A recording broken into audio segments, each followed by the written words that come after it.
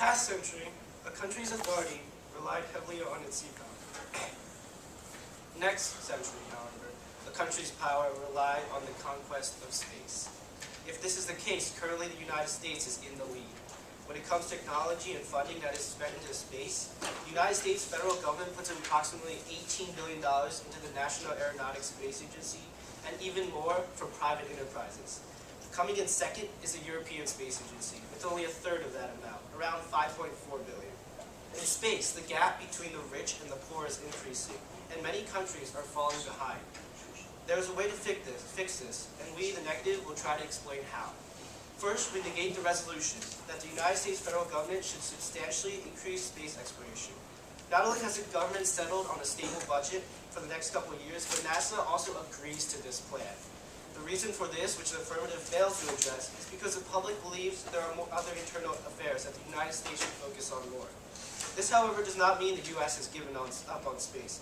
We can still explore the cosmos and conquer the space. As I have stated earlier, the United States still leads by a great margin. In addition, there's a precarious risk being taken if the United States decided to dramatically increase space exploration. Since space is crucial for national supremacy, less developed countries will feel threatened if they fall behind in space technology. Unable to prevent U.S. space exploration further, these countries may seek belligerent means in order to ensure their own security. For countries with advanced space capabilities, this means an arms race in order to defend their assets in space. Signs of such an arms race can already be seen through the anti-satellite weapons developed by both China and the United States. However, the firm may argue that space exploration does not involve weapons in space. However, any space technology can be perceived as a threat because countries can't monitor what's inside. For example, recently the United States set up the Orbital Test Vehicle, which was launched on an Atlas rocket and set into low orbit. According to BBC, there's speculation that this mini space shuttle is being spying on China's space station, which has the same inclination of 42 degrees. Lastly, we argue, why aim for a unilateral U.S. approach when a multilateral cooperation is also feasible? A multilateral approach would produce far more benefits and encompass more people. Space exploration is a common goal shared by many countries, not just the United States. However, not all these countries have the national resources together, necessary technologies in order to reap the benefits of space. By pooling each nation's resources together, we will save time and money. Instead of researching the same things, we can be more efficient and focus on more advanced technologies. $18 billion is a lot to spend on space exploration, but each country putting in a couple million is feasible. Even though there may be many benefits obtained through our opponent's plan, we can equally accomplish the agenda through the United Nations Committee on the Peaceful Uses of Outer Space. The committee is responsible for reviewing the scope of international cooperation in peaceful uses of space, encouraging continued research and the dissemination of information in outer space matters. Whatever plans the United States is thinking about accomplishing but lacks sufficient funds for, can be proposed to the International Committee. With more viewpoints being considered, we can determine if the plan or goals are practical and how we can work towards them. After a decision is made, the international community can organize a course of action. Individual space agencies like NASA and the ESA can still exist for specific interests, but a larger endeavor such as deep space exploration requires a combined effort. If a great advancement does occur, all the participating countries will benefit, instead of just the big powers. Many countries have expressed a desire for such a plan during the UN General Assembly meetings.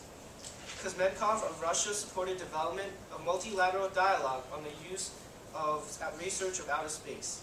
Lopez of Cuba stated that space was the common domain of humanity and should be used only for peaceful endeavors towards the betterment of all. Jamaica had a particular interest in the work of the Space Committee on the implementation of an integrated space-based natural disaster system. As the affirmative mentions, we are at risk of asteroids crashing down on Earth. But this is not just the United States which is at risk. This is the world at risk. And Jamaica even has a particular interest in making a management system to prevent such disasters. Even Ecuador was willing to strengthen international cooperation on the basis of equality and mutual benefit. Or according to Las Chinen, the Russian ambassador to the UN, Russia and China, together with 60 co-sponsoring states, have introduced at the 65th session of the UN a draft resolution calling for the establishment of a UN group of governmental experts with the appropriate mandate in 2012. He writes, We regret that the United States was the only country to abstain, and we hope that our colleagues will review the position. Hear that? Only country. Our counterplan is advantageous to the United States because it will improve diplomatic relations with other nations. Martyr of the Center for Defense Information Rights. The most valuable benefit for consultation procedures would be transparency and information sharing between spacefaring states. Therefore, our counterplan achieves what the affirmative proposes, but with more benefits due to their international scope. In conclusion, if the United States solely pursued the dream of space exploration, the nation will isolate itself from the rest of the international community, which supports cooperation. By supporting the multilateral approach, the United States federal government is not increasing space exploration, the international community is. Although the United States may be a member of the community, that is not making the sole decision for an increase in space exploration. Furthermore, consultation does not imply there will be a substantial increase, so this by no means supports the resolution. Our counterplan is competitive with the affirmative due to net benefits. We must choose the better option and promote international activity. As NASA's mission statement states, to reach for new heights and reveal the unknown, so what we do and learn will benefit all humankind. Vote for something that is possible, practical, and desirable for the world. Vote negative.